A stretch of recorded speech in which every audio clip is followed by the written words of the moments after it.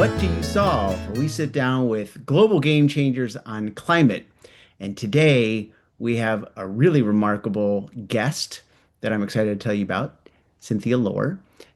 Cynthia is the Chief Brand Officer and co-founder of Lohr Vineyards and Wines, one of the most respected family-owned wineries in California. And I stumble a little bit because, of course, we're drinking the wine on this show, on this program today. Uh, but with over 50 years of winemaking heritage, Lohr is known not just for its award-winning wines, but for its deep commitment to sustainability, from regenerative water practices to pioneering energy efficiency in the wine industry. Cynthia brings a powerful mix of storytelling, brand vision, and advocacy to her role, and she's been instrumental in expanding the winery's national presence, strengthening its values-based leadership, and pushing for progress in areas like climate resilience, equity in agriculture, and women's leadership in wine. But besides all those titles, Cynthia is just an awesome person full of lots of heart, and we're super happy to have her on the show. And I will have to say that the show is called What Do You Solve?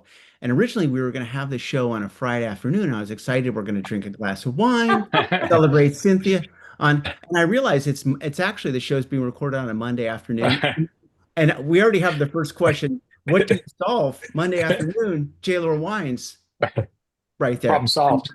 Nothing more needs to be said. But uh, I thank you for hadn't joining. even thought about it that way. I love that. And you're so spot on because the problem that we solve at a macro level is bringing joy to people's lives through wine.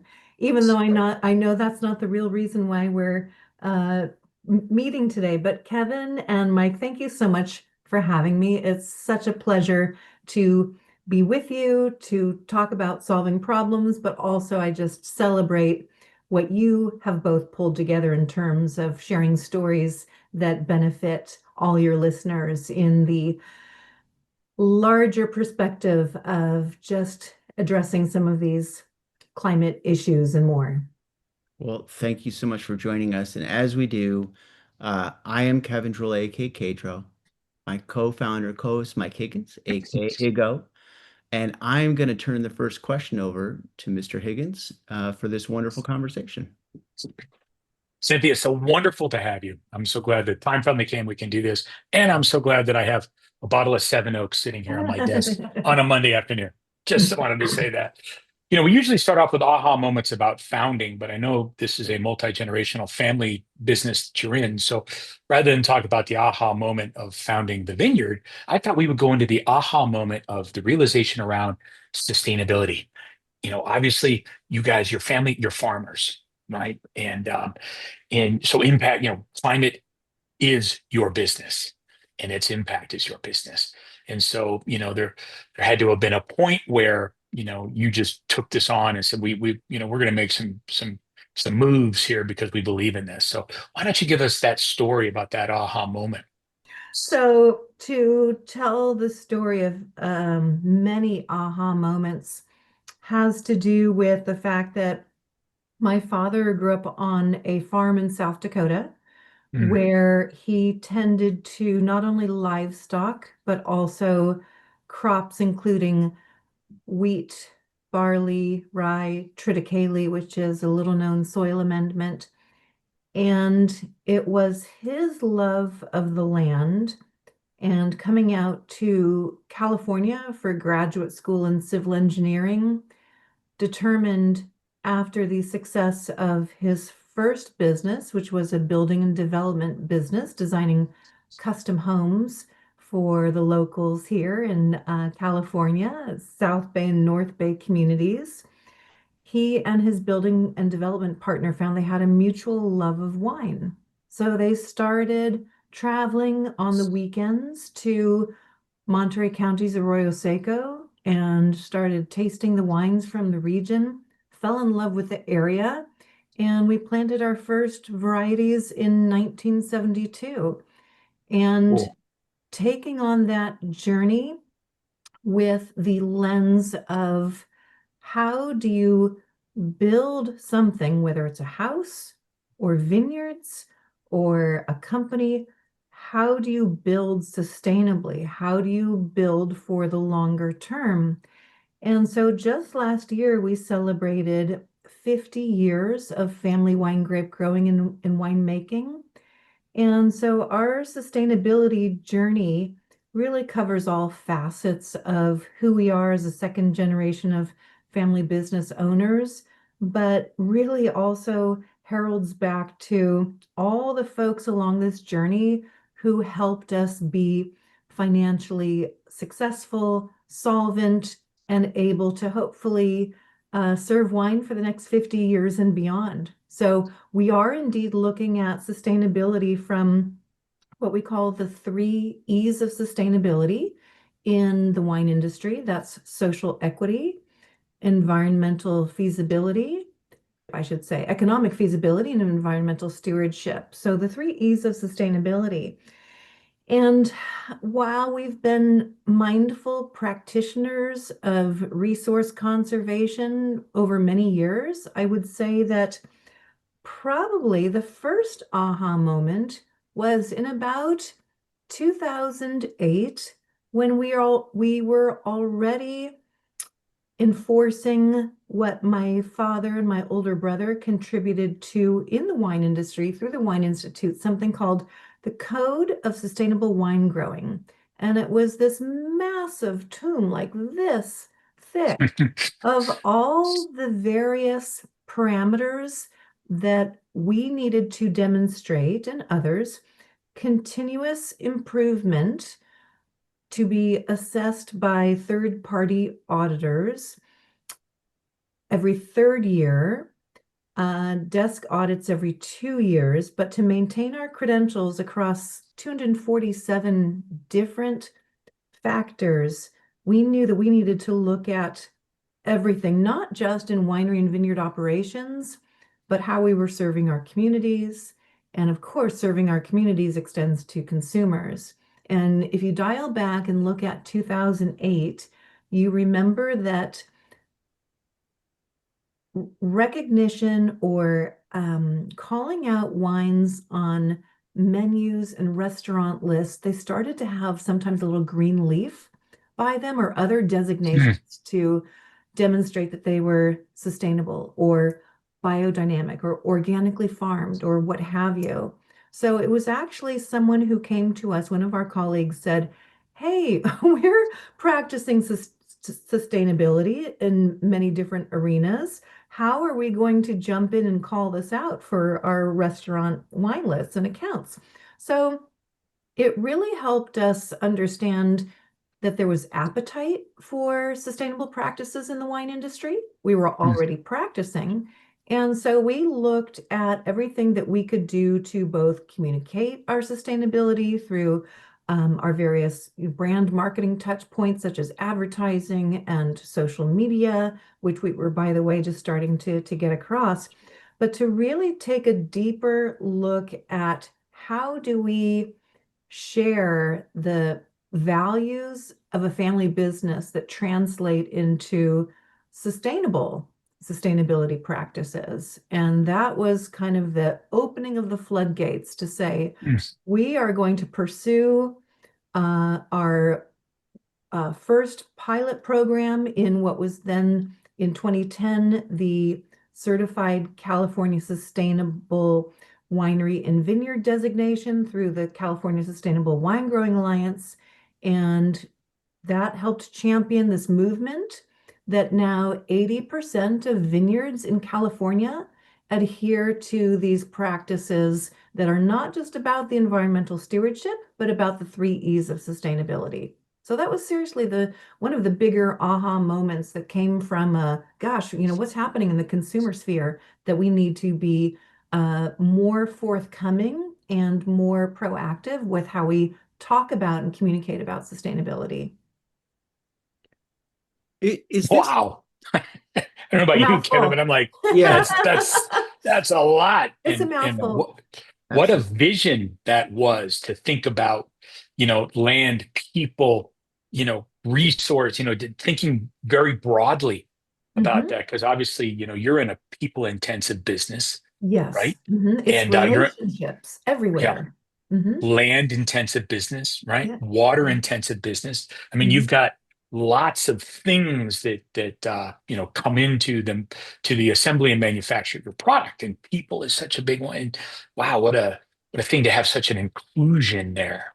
Sorry, Kevin, I totally ran you over, but You, my no, you, apologies. you are all good. Well, I actually wanted to explore on that, you know, where that came from. Like, because so J. Lohr is clearly, and your dad were pioneers. You were pioneers in setting a certain standard on the three E's. And what did that come from? Was that like because there was consumer demand? Were you creating this culture amongst, your customers? Were they demanding it from you? What did that look like? Yeah. It's really interesting. I always map it back to the fact that my father, growing up in a small community in South Dakota, everyone looked out for one another and shared resources because your ability to successfully farm your land, care for your livestock, generate revenue and income created a more prosperous community. And so taking those principles and understanding that caring for the land and caring for resources is about caring for your community. It's about ensuring that there's, harvest, successful harvest. It's about ensuring that others' waters or wells won't run dry. It's about ensuring that there's resource for everyone to thrive. And so, as farmers, the community aspect, the social equity aspect really speaks deeply to us because that's where we all started. But it's something that we're not always talking about in the industry, which I think is where I come in that as a former technologist, and I've shared this with you. I'm the middle child. I'm a Libra, only girl. I'm a born mediator. So, so looking at, what unique contribution I can help shed some light on led to, for me, an aha moment many years ago after the unfortunate passing of my mom due to complications from breast cancer in 2008. In 2009, I reached out to National Breast Cancer Foundation and said, another family-run organization like J. Lohr, and I said, what can we do to both commemorate my mother's legacy on our family and our business and call attention to the importance of early detection? Because back then, after my mom had been diagnosed about 5 years earlier, there were not resources for me to help guide or support my mother in this journey of diagnosis and then holistic or wraparound treatment, what have you. I remember going on to a cable program and finding a woman going through her own chemo treatment, and I ordered a videotape. Remember those? I ordered I ordered a do. videotape to share with my mom so that she could anticipate what going through chemo would be like. And the tape didn't arrive for 6 weeks. And I called up the number on the screen, and the delay was due to the fact that this woman who had produced the show was going through her own treatment and was having a hard time. So it was then that I truly understood, gosh, we need to be doing more for the women and families who are facing a breast cancer diagnosis. And so the J. Lohr Touching Lives initiative was born. $3 now from every bottle of my mother's namesake wine, the Carol's Vineyard Cabernet Sauvignon, from our vineyards in St. Helena, Napa Valley, go to provide Mm. essential early detection services, but also other services along the journey, patient navigation support, and hope kits, which are a box of really soft, comforting items that you can assemble and send to anyone in their journey. So that initiative, now in its 17th year, for me is what has compelled me to pursue a much deeper relationship with that third E, the social equity piece of sustainability, because it's so, I won't say overlooked, but it's not talked about as much as the other practices. I mean, it's very powerful what you've done because you're creating a narrative, right? You're setting a standard and a bar for people also around breast cancer and cancer in general, and weaving that Mhm. into being a socially responsible company. Hmm. Hmm. So, Hmm. yeah, super important. Yeah, thank you. Thank you for that. We have loved this initiative. It's a year-round initiative. We don't just ignite it during October as, National Breast Cancer Awareness Month. Right. This is year-round and in perpetuity, which I think is very, very special. And so, certainly from our end, there's a financial contribution that has also essentially been doubled from the activations of accounts, distributors, customers who all rally behind not only our initiative, but oftentimes create their own initiatives. But what it does is it really helps bring community care and the equity piece to the fore to get people talking about it. Because we all know that we're in challenging times. And the more that we can show up and do well for our neighbors, the better off we're all going to be. Absolutely. Yeah, with all the shows we've done, you know, it occurs to me that the social equity piece has seldomly been part of the conversation. When we talk about the aha moments, sustainability, renewable Uh-huh. energies, you know, Yes, yes, yes. Mm. Mm-hmm. It makes sense in agriculture, especially, up until what, maybe 100 years ago, you know, what, 98% of our country was involved in agriculture. Now it's two, right? And in those days, it was barter. It wasn't a cash-based society. It was a Mm-hmm. barter-based society, right? Mm-hmm. You grew and Mm-hmm. traded with your neighbors, and you took care of them, and they took care of you. And Mm-hmm. Mm-hmm. it was a very different way of approaching, the economy. That's a startling statistic. I Mm, have not heard that. And so to me, that's really, really interesting. And probably what I'm incredibly proud of is the fact that not only are we deeply moving the needle in social equity, but we've got the other metrics to back up our sustainability story as mhm. well. So for us as responsible growers and producers, we feel really good about, covering all aspects of sustainability to the best of our abilities. Yeah, well, I spent a lot of time on your site at jlohr.com, and there's a lot of talk and discussion about the things that you guys are involved in.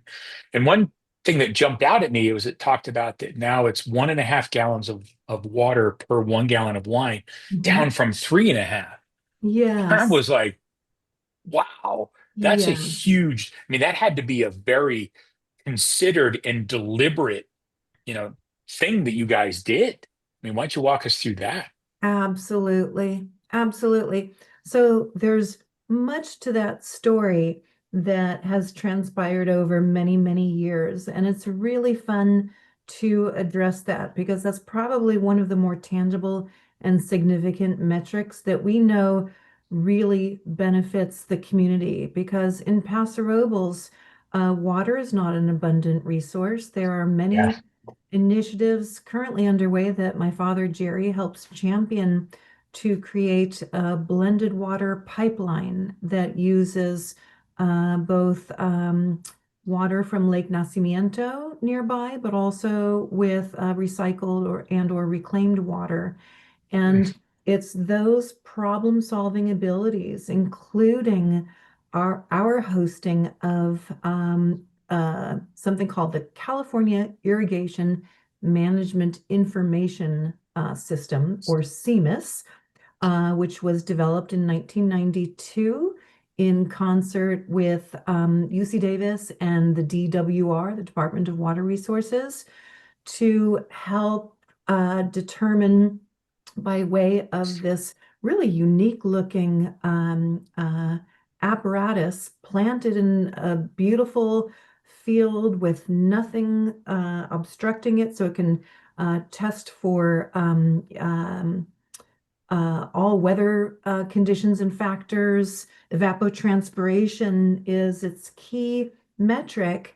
And by developing this evapotranspiration coefficient, the data can be extrapolated and help irrigators, water budget analysts, and others determine what is the right amount of water to be used for a particular crop. And so we are very proud to host a CMIS site, and there's a tremendous public benefit because the CMIS website that has a listing and data of all the CMIS hosted spots in California. It's all publicly accessible information. And so many media and journalists use this information to both report on rainfall and precipitation, water usage, etc. But as I mentioned, that kind of secondary group of landscape architects and others. So we've been studying water, just as we've been studying, soil profiles and just really deeply understanding the land and understanding terroir, which led us to Paso Robles to grow our red wines in the mid 80s after learning that Chardonnay and Cabernet in Monterey County's Arroyo Seco doesn't grow well side by side because of the cool climate influence.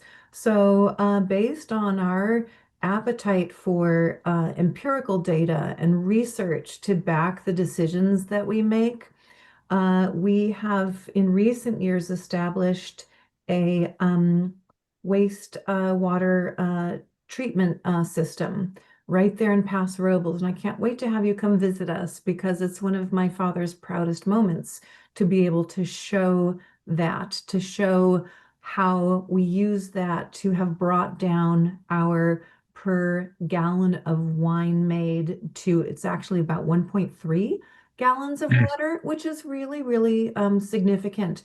And you think about how does that actually work? It's a complex ecosystem, right? Of all the confluences that nurture vines. But to think that we can now use just 1.3 from the industry standard many, many years ago was that frame of, gosh, 5 to 7 gallons or more Mm. that we've brought it down and that we're helping to inspire the rest of the industry to really look at their resource practices to drive that number increasingly down, or so we hope.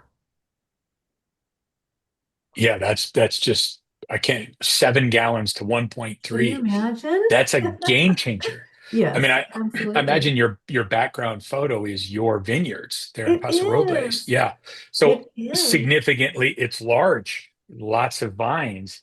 So, I mean, 7 gallons to 1.3 is a Yeah, completely different proposition. absolutely. Absolutely. Mm. Yes, I took this photo myself. I'm very proud of it. So, and if I move my head, you'll see just Yeah. Oh yeah, nice. how There you go. beautiful that is. This is our Buena Vista Vineyard in Paso Robles.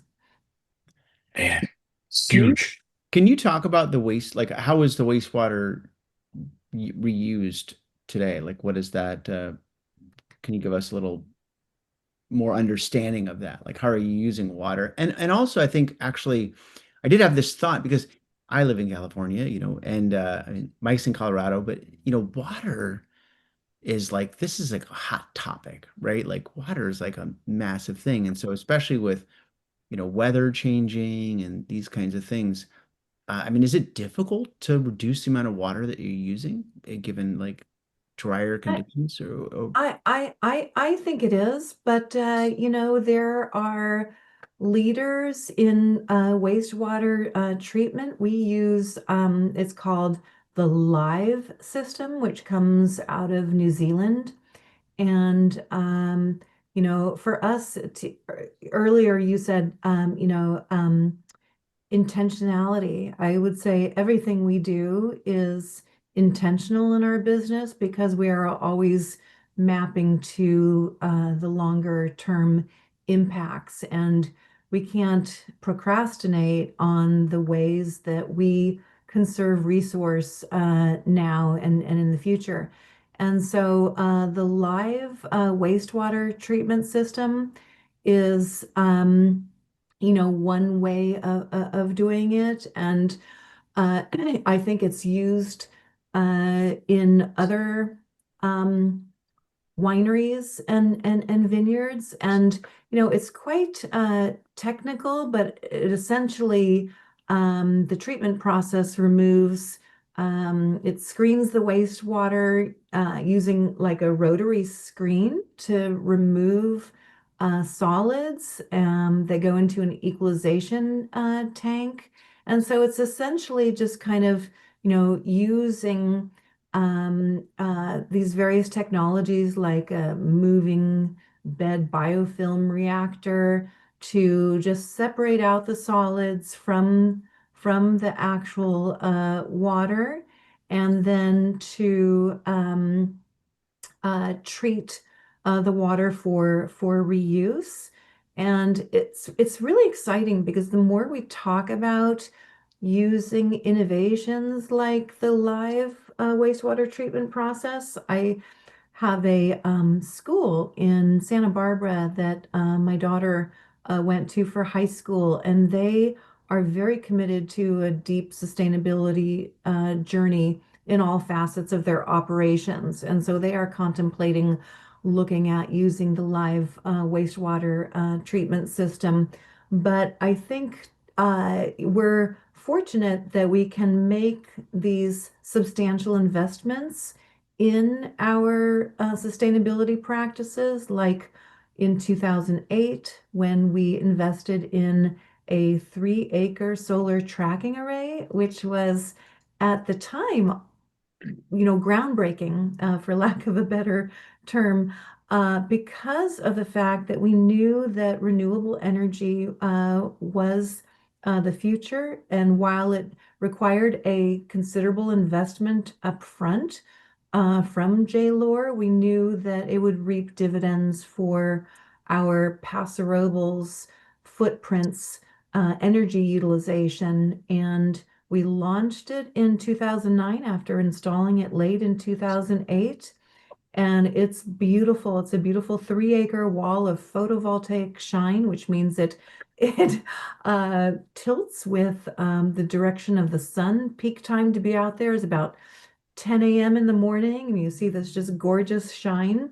But what that allows us to do is to um, support our Paso Robles campus with typically between 85 and 95% of our energy needs, which is very, very exciting. So it paid off for itself some time ago, but it's innovations like that, like the live wastewater treatment system, or hosting a CMIS site, that consumers don't always have access to that kind of information, that we're here to tell the story. Because what you enjoy in the bottle, and thank you for inspiring us to drink wine on a Monday afternoon. What you see in the bottle, you may not always know what are the practices on the back end that Right. contribute to not only the deliciousness, right? And so we recognize from our irrigation patterns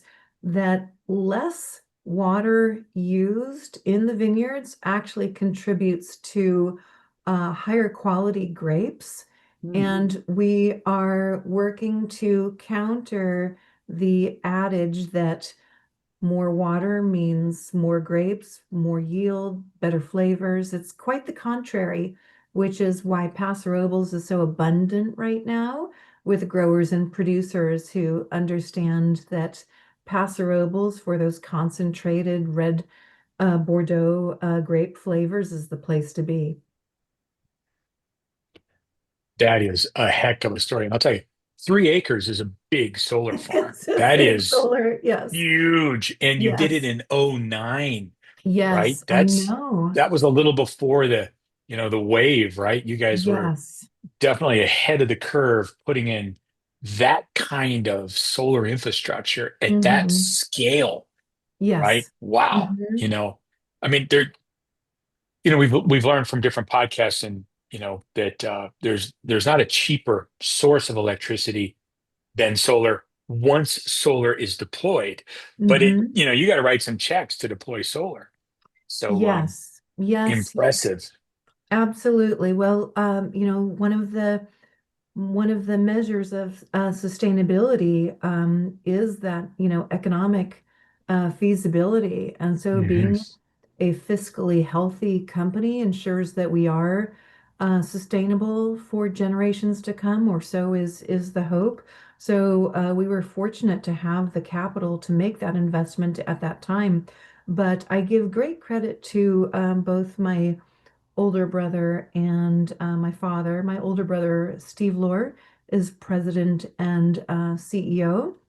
And my younger brother, Lawrence Lohr, is president and COO of our vineyards operation. So Mm. I'm flanked by brothers, and my father and my older brother are both civil engineers.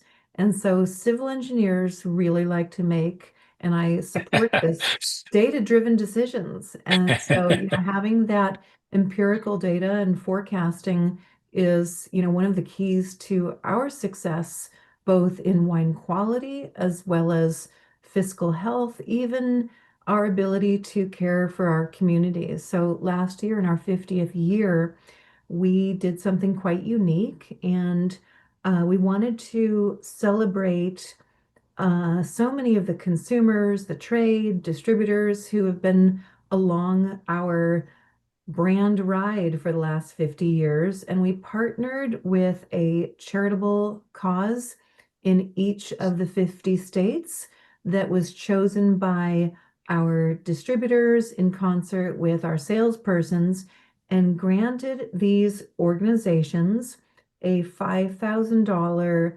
seed donation for them to amplify however they choose to help further their mission and vision. And we called this 50 Years, States, and Ways of Giving.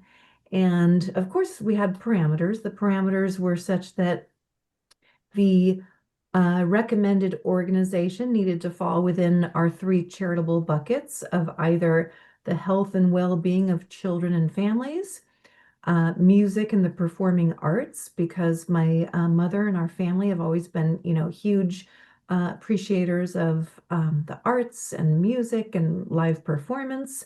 And then lastly, because my father has been so generous to institutions, to universities, to help bring hands-on learning to UC Davis, to Cal Poly, and then his alma mater, South Dakota State. We wanted to help champion education and research in viticulture and enology. So you can well imagine that the majority of our recipients fell under the health and well-being of children and families, which is quite exactly where it needs to be. But that has been a tremendous opportunity for us to give back and say thank you to a nation that has helped build the success of our brand over 50 years. Yeah, well, good on Yeah, you. That's wonderful. I mean, and that's certainly not a small amount of investment, 5,000 for 50 times states. 50, it's a Yeah, quarter million bucks. yeah. Yeah, Wow. So yeah. and that's making a difference. Um, I thought it'd be great. Can you talk about and I know we talked a little bit about this before when we originally spoke, but yeah, just some of the other things that you're because your company is very intentional and conscious about the things that you do, even down to like the glass that you use. You were like, I was like Yeah. surprised. Can you talk about some of the other elements of sustainability that JLore is implementing in just when we sit and drink a bottle of wine? What else should we be appreciating about the I sustainability, side of love the bottle? that. I love Mm. that you asked that question because you are absolutely spot on. And it's more so like, wow, where do I begin? But yes, so getting back to the shaping of the sustainability in California, getting back to kind of that movement, being one of first 17 wineries and vineyards to earn certified California sustainable status for our now 4,000 acres of certified California sustainable or sustainably farmed acreage. 36 of our 41 wines are certified California sustainable, and that essentially means that a minimum of 85% of the grapes in that particular bottle must come from certified sustainable vineyards, of which ours are. So the other ways that we contribute, so absolutely. So lighter weight glass. So it's funny, I was having this conversation with folks recently, and the perception that somehow heavier glass must signify better quality wine, or it should be more expensive, or what have you. We firmly believe that wine needs to hold a place in everyday enjoyment, everyday lifestyle. You know, you can mark the key celebrations in life with a fantastic bottle of wine that you share with others, you know, that has a story behind it. But, you know, I like to drink wine because it's part of my happiness equation. You know, it brings me joy. It helps break down, you know, barriers to conversation. It puts people at ease. So we didn't want to um, do anything to have wine be any kind of an impediment to everyday enjoyment. And certainly lighter weight glass contributes to a much lower footprint, much lower sustainability, greenhouse gas emissions. And this is relatively new for us, moving to the lighter weight glass for our number one selling SKU, the J. Lohr Seven Oaks Cabernet, Mike, that you have been enjoying. I got it right here. So that particular wine, we craft approximately 1 million cases. So imagine how significant a footprint reduction that we're still measuring, because it is so new, how significant that will be for J. Lohr. So lighter weight glass is absolutely critical to us.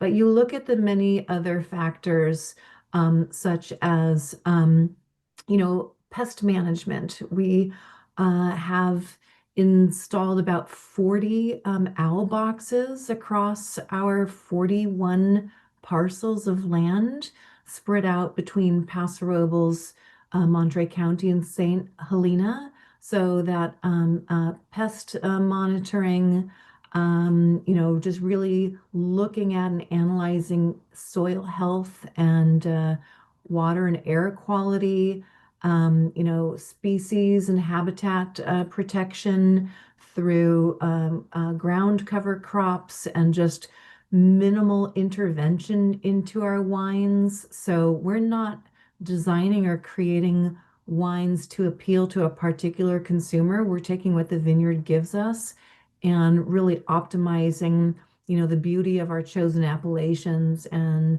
our sustainably farmed vines to create the best tasting product possible. So we're looking at all facets, everything from, you know, how, what level of noise do we generate in our original winery footprint in downtown San Jose. My father purchased the old Falstaff Brewery and converted it into our first winery, our initial base of operations. And that occupies a very special place in kind of, you know, general San Jose historic lore, because, you know, talk about sustainability. What's more sustainable than essentially retrofitting an original plant to be able to produce for wine? So we have to be cognizant of our noise contributions, our lighting, everything that we do as an urban winery in downtown San Jose, we have to be looking at. So, when we're looking at everything from business leadership and sustainability that contribute to our 2020 year Green Medal Leader Award. It's not just the tangible metrics, but it's how we inspire others to advance their sustainability credentials in the industry and to hopefully create organizations and initiatives and companies that contribute to a greater economic vitality and prosperity for communities across the nation. Well, you're setting a standard, right? Like it's and one of the things that we, talk about on the show is that in the sort of fight against the climate crisis is, there's a challenge in that, is there a green premium? Do people have to, to pay more? Do they have to, you know, do things and sometimes they do, okay? Like sometimes there is a green premium, but also can people create a cooler world and create a cooler world at the same time? Can we actually do things like, less glass, Yeah, reduce the footprint, same great product, less water, better grape, uh, more, absolutely. more feasible. And so I really appreciate like the company thinking that way, because I think it's really important. Uh, I wanted to ask another, question sort of about the the like weather, right? Like because fires in California, it's Oh it's my a gosh. big deal, and I just want to get your understanding, your take of how are, you know, there's a lot of people that are like, hey, there's no climate thing happening, but I would like you as a 50-year-old, business, Yeah. help us understand, like, what are you seeing? You're, farming, what are you seeing in reality, that people might want to understand? Yeah. Yeah. So a great and complicated question that I'm happy to shed some light on. Um, you look at the data and the science, and it's very difficult to argue with the fact that climate change is created by man, and it's our contributions to uh, the disintegration of the environment. And this largely comes from greenhouse gas emissions. And there's much, science and data around that. And so with the less frequent rainfall events and more, and the increased fires and the increasing of, by 2 degrees Celsius of our baseline temperature, this new reality is here to stay. And what we need to do as consumers and folks living on this planet and enjoying the benefits of Mother Earth is to both take a look at our individual contributions to the climate crisis, but advocate for greater self and institutional responsibility for this. So that means being mindful about the ways that we use energy, the ways that we use gas, seek alternative sources, but it also means educating ourselves about what are the benefits of a prescribed burn? How can we support prescribed burns in areas that may be vulnerable? How do we self-educate Yes. about climate resilience, community resilience? How do we embrace a new narrative that arguably takes us out of our comfort zone economically and otherwise, that prepares for tremendous uncertainty in the future? And that to me is, I think, the greatest responsibility that we all have now moving forward. And one of the initiatives that I stand by is an initiative called Net Positive. And Net Positive is a way of thinking that essentially looks at, how organizations and businesses are focusing more deeply on providing longer term stakeholder value versus just shareholder value. And that certainly marries to the three P's of people, planet, and profit, that ultimately says that if we are being cognizant of how we are creating just true value for consumers, that ultimately this creates a healthier planet. And so I spend some of my free time working with mid-level executives in the assessment of corporations' net positive journey, using a maturity matrix to map out current targets, much like the theory of continuous improvement that we use for the wine industry, but developing baseline metrics versus target metrics that would indicate a journey of from minimal understanding of social impacts, for instance, to what does a transformative journey look like. And it's a very fascinating undertaking, one that I'm extremely passionate about, because another aha moment I've had in my career really had to do with the power of, and you are both part of this, and I thank you for this. It's the elevation of the stakeholder network. It's understanding that public and private partnerships or the climate-based fellowship, all that we bring together in collaborative benefit to help companies, communities, be not only more mindful of resource, but finding those strategic partnerships that create innovation like the live wastewater treatment or other innovations. Stakeholders versus shareholders should be the focus and on everyone's mind moving forward, because by creating natural and greater value for your stakeholders, that will naturally drive profits for shareholders. There are some examples of really powerful, powerful groups out there right now.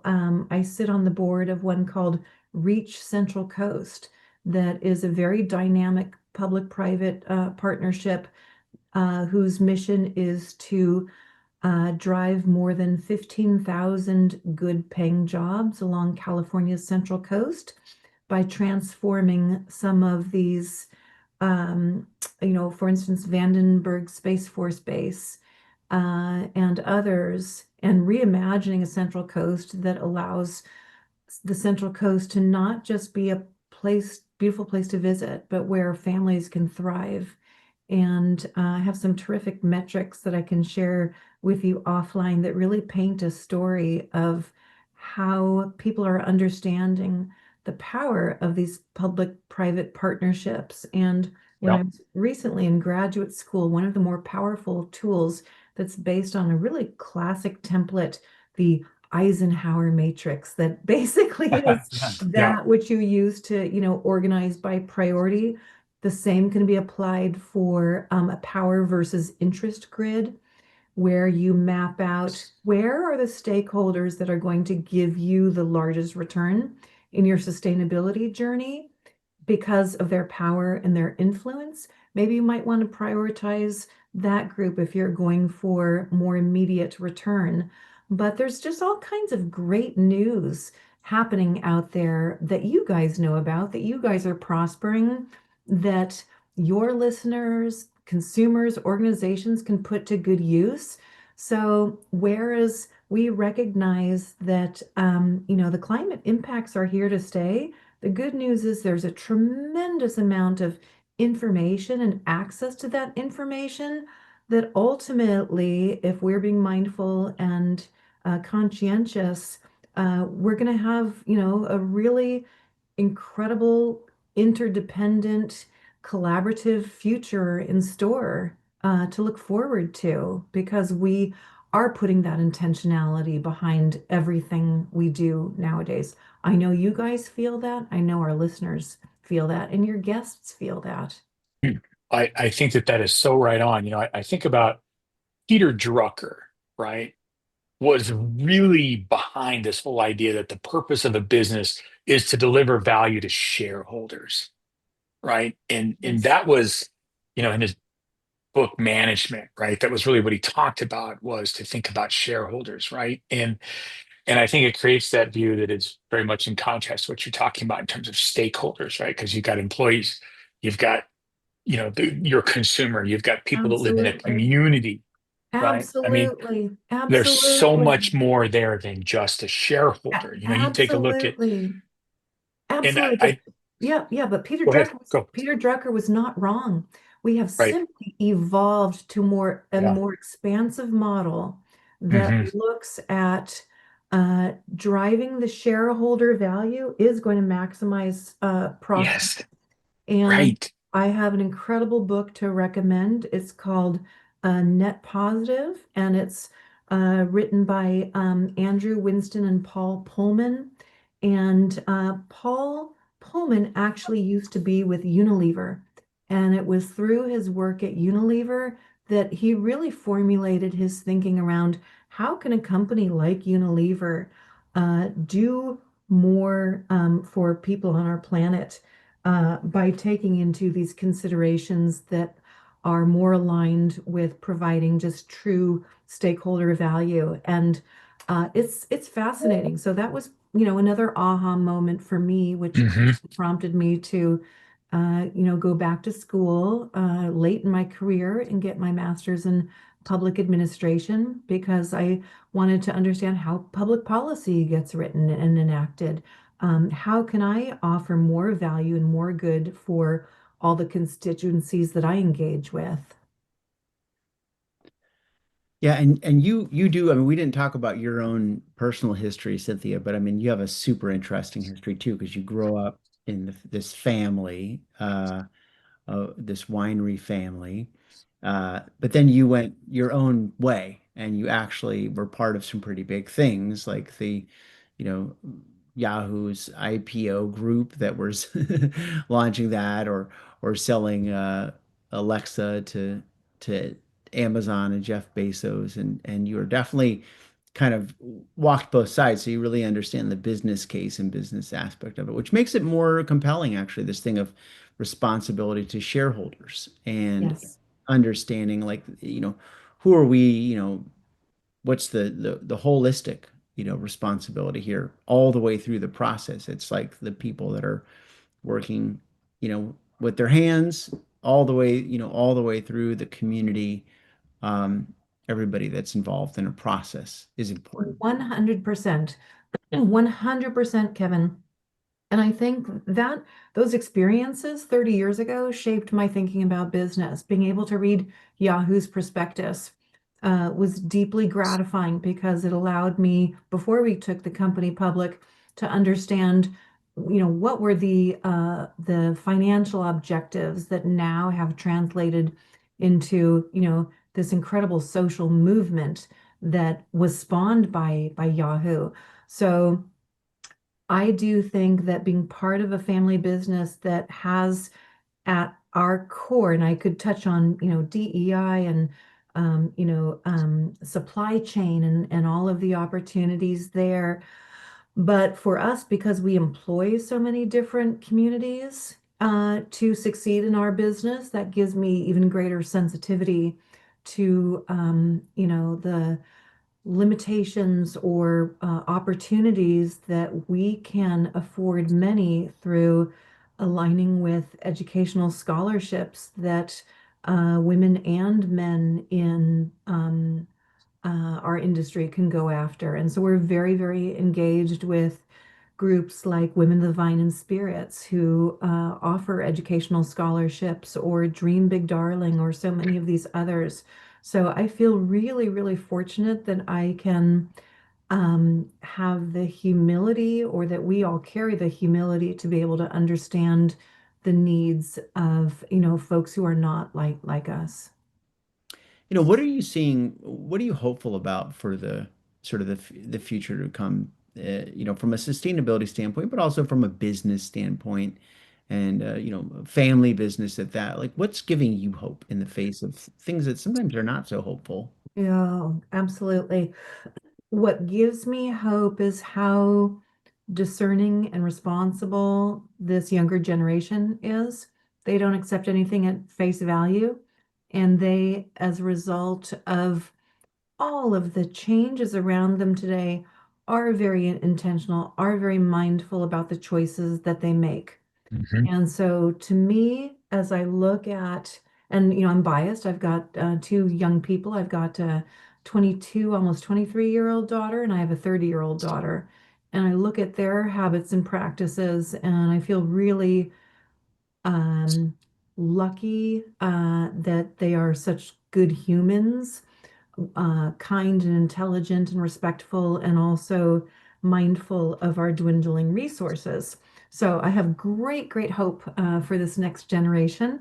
Um, for the wine industry, we are ever more collaborative and we are joining together to solve some of these problems. And not that we weren't collaborative before, but we are absolutely aligning. And there are some terrific initiatives out there right now that are all about wine's rightful place in everyday joy. And as I mentioned earlier, bringing people together, breaking down barriers, having meaningful conversations. And the only way that we're going to get through some of these challenges is to have that hopeful eye and to have occasions to look forward to and to come together and have conversations like this. And as I said earlier, what's better than, having a conversation over a glass of wine? Granted, we can't always do that, but we can do that, sometimes and like we're doing now. So there's a lot to look forward to. I think that, as we kind of dial back what's important in life and become more of a values-driven culture, that's just opening doors every which way to greater enjoyment in life. So I'm excited. I can't wait. And I also like this new tradition, Kevin, of drinking wine while we're doing these shows. So I think we're going to have to make this a permanent part of how we I approach know, this. absolutely. That was a lot of fun. Thank you Learned both. a lot. Came away with a Oh, completely different understanding and perspective. well, thank you both. It's been fun for me too. You are both such terrific human beings, and I thank you for the opportunity. And I just really appreciate it. I could clearly talk about this topic for hours. So, if you ever have any ideas you want to bat around or what have you, I'm an open book. And I just thank you guys for leading these discussions and creating Climate Hive. And I just know that you're going to be successful. You guys give people hope. So. Thank you Oh, for thank you. Yeah, thanks so instilling so much. much hope in We're, us. Mike coined this term. It's our climate activism, right? Like we're Beautiful. this, Yep. telling the story because I think, it's true is that you serve you serve as an inspiration to others, right? Like here, we can do this. Here's how you do it. Here's an example of it. Here's a successful business that's being sustainable and being conscious. It's an example to others. You can go and do it. And then our job of, Climate Hive and with the show is let's amplify this story. More people need to hear the story, and that's our responsibility. But I think we're all pulling in, the same direction, and it's just, yeah, it's good vibes, good It vibes. sure It's is. inspirational, man. It is. Sure